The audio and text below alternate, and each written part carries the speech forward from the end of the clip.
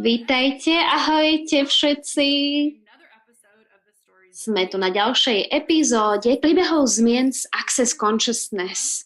Access Consciousness tento mesiac robí tieto interview na to, aby pozvalo možnosti nástroje Access Consciousness a Access Bars, najmä tým, ktorí majú mentálne problémy, ani to nechcem nazvať problémami s mentálnym zdravím, ale je to určitá kapacita, je to určité uvedomenie, ktoré je prekrútené touto realitou na nejaký problém s mentálnym zdravím. Čo ak to ale nie je problém. A dnes som tu s jednou z mojich krásnych, úžasných priateliek, Abby Power, je chiropraktička v USA, je úplne brilantná, čo uvidíte o chvíľu. A bude s nami zdieľať tú svoju cestu a svoj príbeh s Access Consciousness a nástrojmi, ako v podstate začala lámať určitú soliditu alebo to pevné, čo sa týka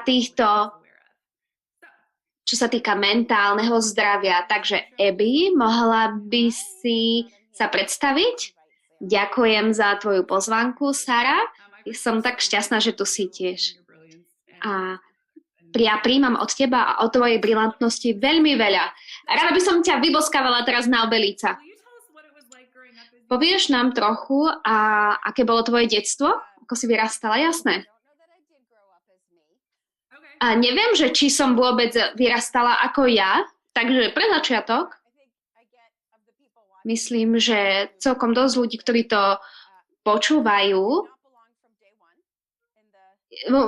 nikam som nepatrila, necítila som sa, že zapadám ani do tej rodiny, kam som sa narodila. Povedala by som, že bola som dieťa, ktoré bolo veľmi citlivé na vedomie, čo sa týka X-menov, entity alebo empati, všetko toto. A bola som taký interruptor, taký rušiteľ algoritmov a to moja rodina veľmi nemala rada. Nebolo to, moji rodičia, ja som bola to dieťa, ktoré malo zachrániť ich manželstvo, ale ono to nefungovalo a potom som bola dieťaťom rozvodu. A ten dom, kde som vyrastala s mojou mamou a s mojim nevlastným otcom, bolo to hrozné. Bolo tam zneužívanie, alkoholizmus, bola som zastrašovaná, bola som zneužívaná a šikanovaná mojou rodinou. A keď som mala 14 rokov, tak som odišla z domu. A nebola som bezdomovú, mala som čo jesť, piť a mala som oblečenie, prežila som. Jedna z vecí, ktoré by som vám chcela povedať je, že ten tvoj príbeh ťa nedefinuje a môžeš sa o tom porozprávať s nami s takou ľahkosťou a my môžeme sa akoby s týmto hrať, ale to je vďaka tomu, že si sa tými nástrojmi dostala z tej ťažoby a z toho významu a z tej obete. Tak všade tam, kde vy ste svojimi príbehmi, boli by ste ochotní tam urobiť takú dierku a opýtať sa, som naozaj týmto, lebo toľko z nás sme vošli do rolí našich rodín, ktoré nám naše rodiny dávali. Čo potom pokračuje s tými, rozvíja to tie problémy, ktoré máme, tie negatívne myšlienky a tak ďalej. Ďakujem ti veľmi pekne, že si týmto priestorom a touto ľahkosťou, že sa na to pozeráš iným spôsobom. Tak potom sa čo stalo? Ako som povedala, jednoducho som vychovala som sa. Potom prišla univerzita.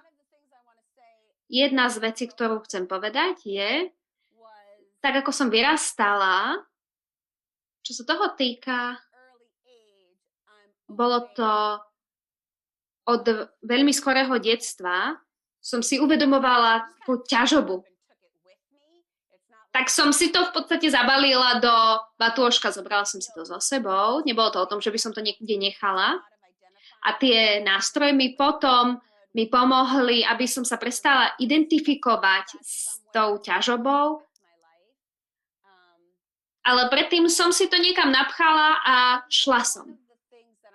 Jedna z vecí, ktoré si uvedomujem, ktoré som nosila so sebou, bol nedostatok radosti.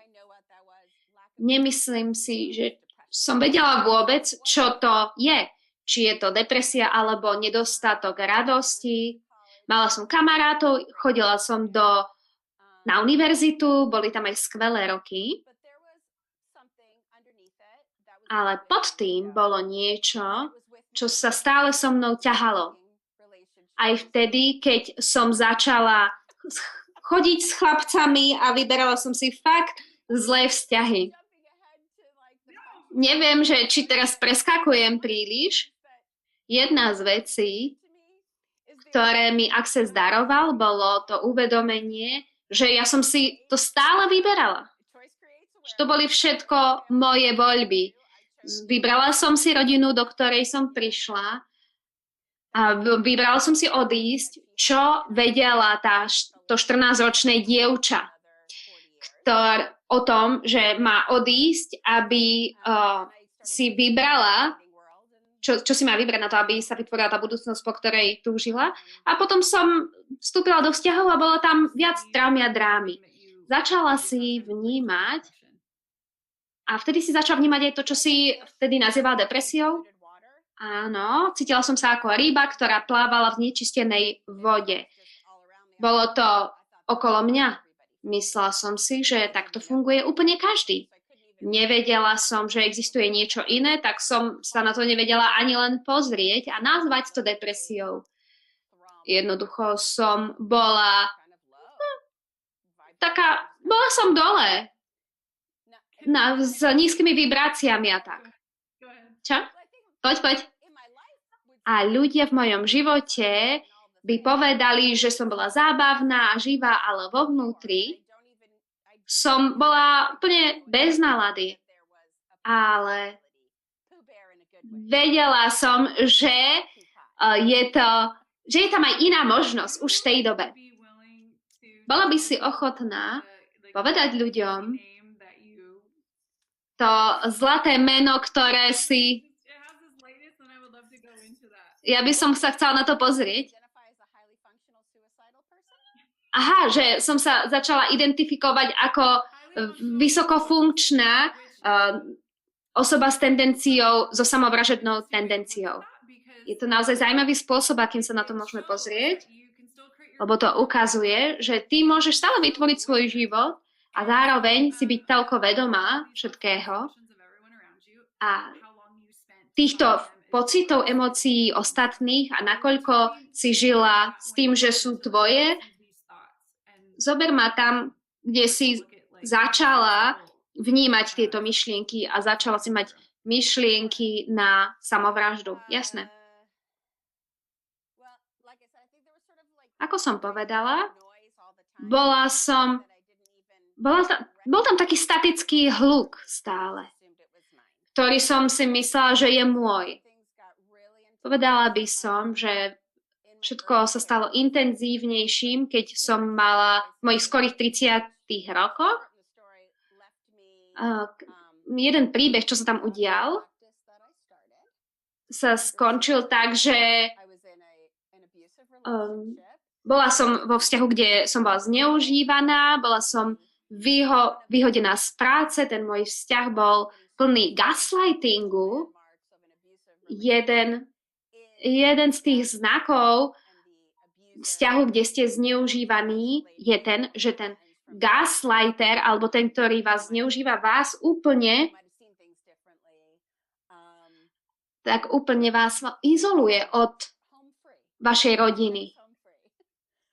A zase som bola bez domova. Nechcem to povedať, že som bola bezdomovkyňa. vždy som mala nejakú strechu nad hlavou, ale bolo to tak, že som prespávala u niekoho. Nemala som prácu, mala som veľmi vážne zdravotné problémy. To asi nie je ani prekvapením.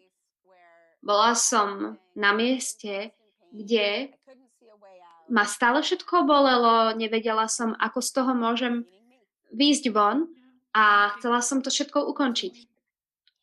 Môžeš mi o tom povedať viac? Tak.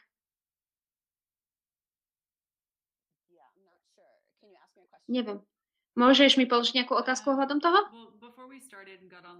Predtým, než sme začali s týmto vysielaním, tak to bolo o tom, poďme tam, kam budeme chcieť ísť. Keď si sa začala pozerať, keď si začala robiť plán toho, že stade o to odídeš, tak aký plán to bol? Chcela som sa predávkovať. V podstate som bola týždeň predtým, než som chcela to urobiť. Urobila som rozhodnutie a chcem poukázať, že to je iné od voľby. Vedela som, že tam je nejaké ukončenie.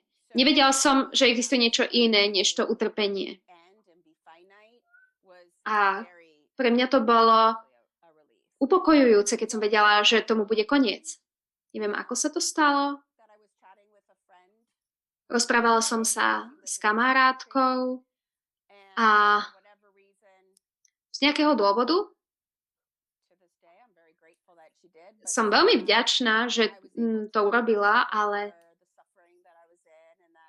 ja som jej povedala o tom mojom utrpení a že som mala tento samovražedný plán.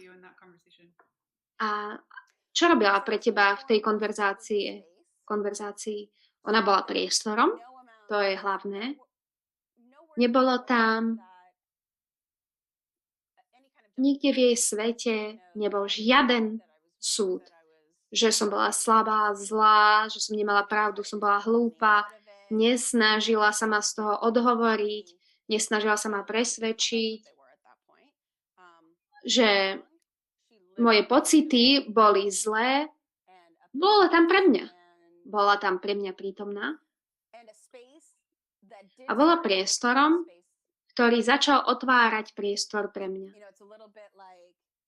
Je to ako otvorenie otvorenie okna po dlhej zime. Jednoducho sa to nezmenilo sa to hneď, ale bolo tam viacej vzduchu, viacej priestoru. Mohla som sa pozrieť na niečo iné. Jasné, pokračuj. A ty si to s ňou zdieľala. A sú tam, keď majú ľudia samovražedné myšlienky, tak sa častokrát rozhodnú, že to musí byť tajomstvo. Za to nás to častokrát prekvapí, lebo ľudia nezdieľajú, čím si prechádzajú. Lebo si nevedia predstaviť, že by ostatní s nimi boli takí ako tvoja kamarátka. Čo si myslíš, že je možné, keď si vyberieme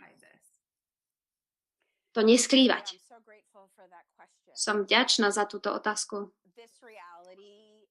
Táto realita má silné uhly pohľadu o samovraždách. Už sa to trochu... je tam hanba, obviňovanie, alebo v náboženstvách je to častokrát hriech. Nepôjdete do neba, ak sa zabijete a tak ďalej. Myslím si, že ľudia okolo vás si môžu myslieť, že urobili niečo zlé, že je to ich chyba, tak to musia potlačiť. Alebo druhá strana by mohla byť aj to, napríklad tí, ktorí prežijú zneužívanie sexuálne, tak o tom rozprávajú, alebo to odľahčujú, alebo si nahovárajú, že to nie je také zlé a pritom to nedajú na políciu. A možno toto všetko je pravda, ale nič z toho mi nepripadá veľmi nápomocné.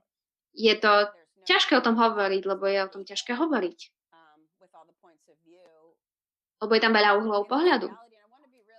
V tejto realite, a chcem byť veľmi jasná, chcem, aby v tom bolo jasno. To nie je nie je to o tom, že to nie je žiaden problém, ale je tu možnosť byť priestorom pre tú osobu, ktorá toto zažíva, aby získala troška nadhľad nad tým. Namiesto toho to iba udusiť, skryť to a tak ďalej. A z toho priestoru už kam sa pohneme. A pre veľa ľudí toto je rozhodujúce. Čo si so mnou zdieľala, je, že ten priestor, ktorý ti dodala tá tvoja kamarátka, bolo to, čo ti dalo voľbu žiť. Môžeš nám o tom niečo povedať?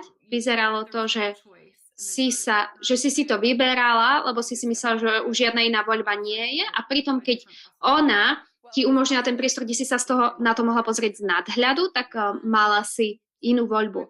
Tak môj svet sa tak stiahol, všetky tieto možnosti sa stiahli, zmenšili do úplne takého jediného bodu, kedy som videla iba jedinú voľbu, nedokázala som sa z toho dostať.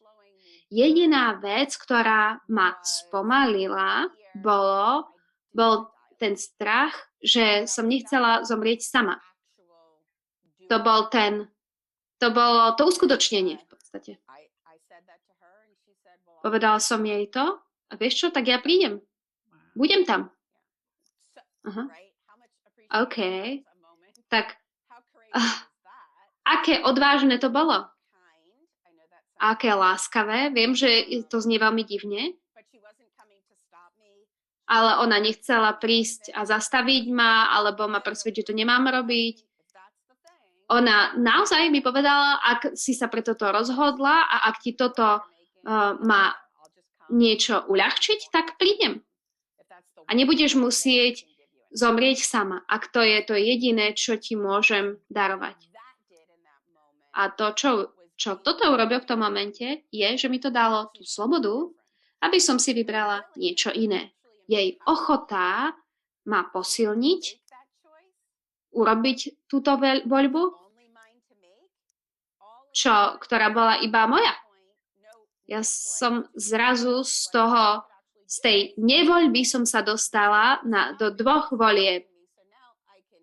Mám teraz, buď to môžem urobiť, alebo to nemusím urobiť. Ale išla som z toho jedného bodu do dvoch. A to bol začiatok voľby pre mňa. V tom momente som videla, že som si mohla vybrať niečo iné. A že vybrať si niečo iné by pomohlo mi vytvoriť môj život inak, lebo by som si musela znova vyberať. Nemohla som si vybrať iba tak, dobre, budem žiť? Nie, dobre, tak žijem, čiže teraz si musím nájsť prácu a nejaké bydlisko. Ako sa z tohto dostanem zo všetkých týchto zážitkov, ktoré som mala, kde sú moji ľudia, všetky tieto voľby sa násobili z 2 na 4, 8, 16 a tak teraz tu som po týchto rokoch. A kedy si bola na prvom sedení Access Bars? Ja by som chcela povedať, že Access môže aj za toto všetko, ale ja som poprvýkrát bola na sedení Access Bars v roku 2015. A chcem povedať, že toho momentu, kedy som sa rozhodla žiť, je, že som išla a tvorila som svoj život, získala som prácu, manžela, deti, dom a tak ďalej. A potom tam, takže som to všetko vytvorila, mala som všetko toto, nezabila som sa, ale zároveň som stále plávala v tej žumpe, ako taká ryba v znečistenej vode. A vtedy ja som tak žila hore-dole, ale od 0 do 10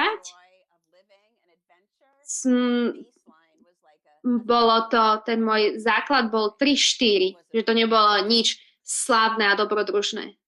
Tak to bol taký môj. Tak to som žila tak dlho, že tesne predtým, než som našla Access Bars, tak som išla k môjmu doktorovi.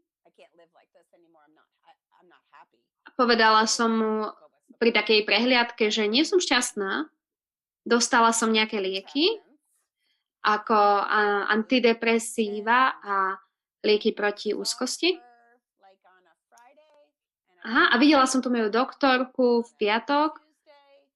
V útorok som bola na Access Bars sedení, a odtedy som nikdy si nešla po tie lieky. Chcem povedať iba to, že počas toho sedenia Access Bars celý čas som si vravela, že ako som tam ležala, že to sú teda premrhané doláre. A tedy všetci vy, ktorí to nechápate, čakáte na nejaký aha moment a mali ste pocit, že vám to nič nerobí, tak ja som tam ležala, bože, kedy už môžem odísť. A určité veci sa začali otvárať.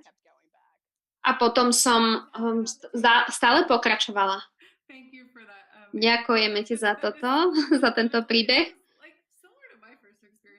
Lebo toto bol tiež jeden z tých mojich prvých zážitkov. Dane spustil Access Bars na mojej hlave a ja si pamätám, že som zaspala, ale potom som si vravela, vieš čo, dobre som sa vyspala, ale neviem. A teraz si neviem predstaviť svoj život bez toho. A tu chcem do toho skočiť a povedať niečo. Minulý rok si mi zavolala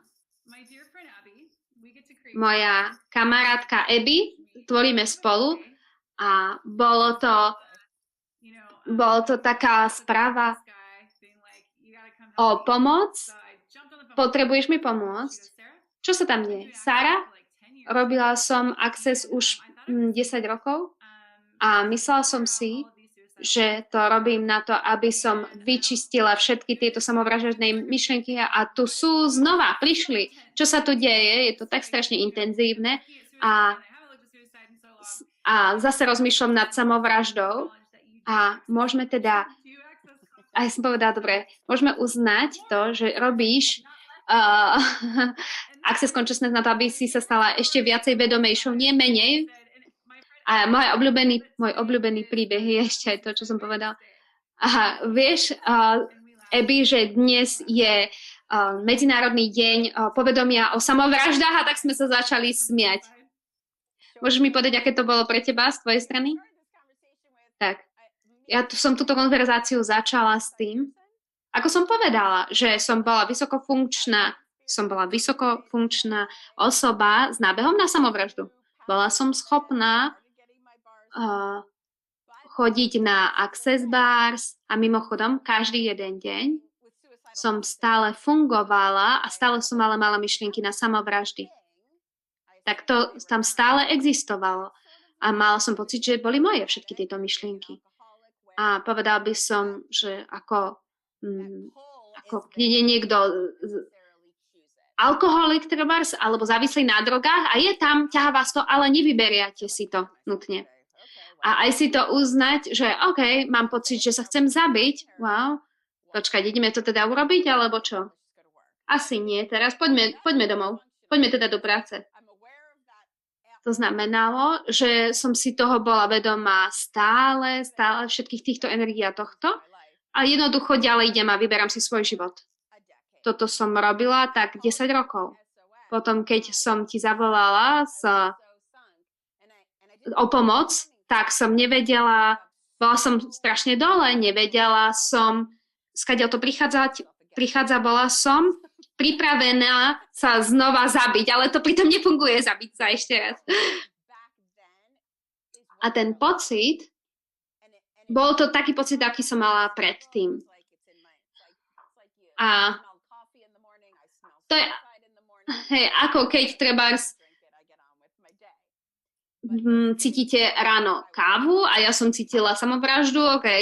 A nemusíte si to vybrať, nemusíte ju vypiť. Ani ja som si to nemusela vybrať, ale to bolo tak ťažké to ráno a bola som si istá, že je to moje. Nerozumela som tomu, prečo to tam bolo, pretože som sa pozerala dookola. Nebol žiaden problém nikde, všetko bolo úplne v poriadku.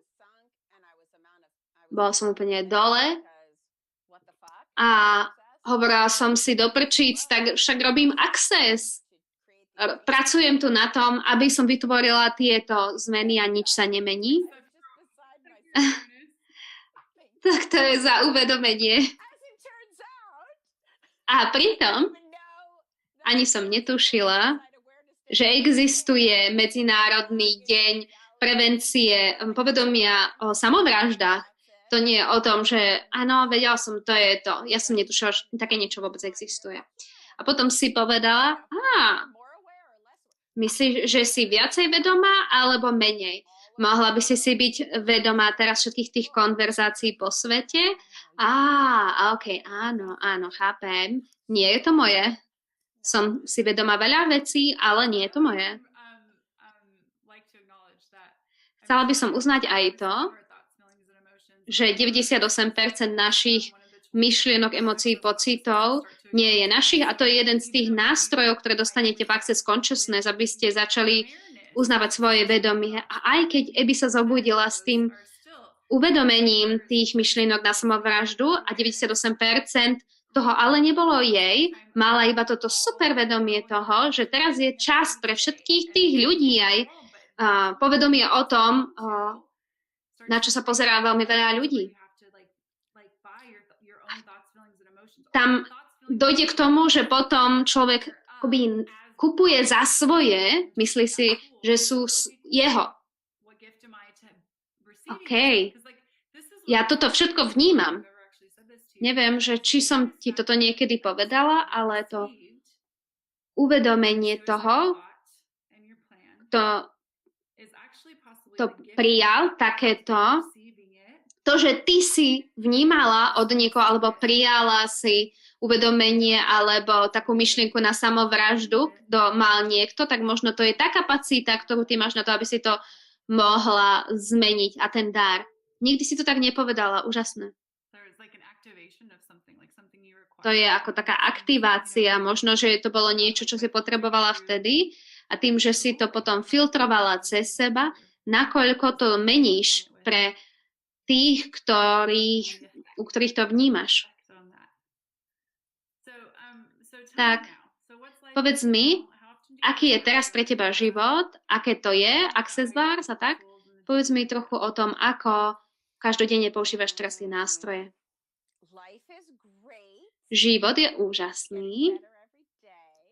Každý deň je lepší a lepší. Povedala by som, že tie sedenie bars dostávam tak, ako je potrebné. Na začiatku to bolo veľmi častokrát. Mal som pocit, že je treba sa zbaviť veľa úhlov pohľadu, elektromagnetickej energie a všetkého. Urobila som to párkrát za týždeň, pár rokov a potom, ako som začal chodiť na rôzne ďalšie kurzy, používal som nástroje častejšie. Začal som robiť SOP, prijímala som ESB a tak. Tak na barsy chodím tak, ako potrebujem. Čo je tak raz, dvakrát do mesiaca. A nástroje používam stále. Ako keď je to ako keď začnete niečo ovládať dobre, tak aký nástroj to môžem použiť? A mimochodom, týždeň som to urobila, komu to patrí a skončilo to u mňa aj tým, že som sa tým v podstate aj stala. Dane hovorí o tom stať sa nástrojmi. Ide o to robiť. Jedna vec je robiť to, druhá vec je myslieť na to a ešte ďalšia vec je tým byť. Používam nástroje stále. Sú súčasťou môjho každodenného života. chcem povedať aj to, ten úžasný dar toho, že môžem s tebou tvoriť a byť v tvojom tíme. Ty si týmto pre mňa, týmto priestorom, si tiež taký nástroj, plne chodiaci nástroj. Niekedy je to konverzácia, facilitácia a niekedy je to uvedomenie. A počkať, ja sa tu napojím, preruším nejaký algoritmus, naladím sa na jej energiu, na Sarinu energiu, aby som vedela, čo je tu dostupné. To je jedna z tých kapacít. A samozrejme aj kurzy Buď sám sebou boli dárom pre mňa. Bolo to to, čo mi konečne začalo filtrovať tú špinavú vodu a zistila som vtedy, že som tou rybou a nie som tou vodou. To zmenilo úplne všetko. Access má takú paletu možností, z ktorých si môžeme vybrať. Tie nástroje, otázky, všetko toto. A tá ľahkosť, ktorou to je, ak ste ochotní mať ľahkosť, ja som bola ten, kto musel vždy, keď nejaké nástroje prijal, tak ich musel urobiť strašne komplikované. A potom som si uvedomila, bože, však je to oveľa jednoduchšie, mali by sme všetci byť šťastní, mali by sme mať takúto radosť v živote. Jedna z mojich obľúbených otázok v Access Consciousness je, čo keby ste sa mohli zobudiť každý deň a tešiť sa na ten deň. Ja som tiež vďačná za teba a za to by som chcela povedať o tom aj, že tieto série sme nazvali Vy nie ste sami. Prosím, a vedzte, že tu sú možnosti, musíte si ich jednoducho vybrať. Access Bars je jedna z možností, máme kurzy po celom svete, máme tony facilitátorov, ktorí by vám chceli prispieť na to, aby ste mali samých seba, aby ste mali ľahkosť a radosť, ktoré vám môže svet darovať. Zbožňujem ťa. A predtým, než odídeš, akou pozvánkou môžeme byť pre ľudí na to, aby odkryli to, čo si myslia, že je problém, že je ich problém, ale že to je nejaké uvedomenie, akým priestorom môžeme byť pre ľudí, ktorí majú takéto myšlienky, ktoré takéto zažívajú, čo by sme mohli také zmeniť vo svete. Vidíme sa, viacero epizód ešte príde a odkazy sú niekde tu na videu a uvidíme sa. Ahoj, Ebs. Čau, čau.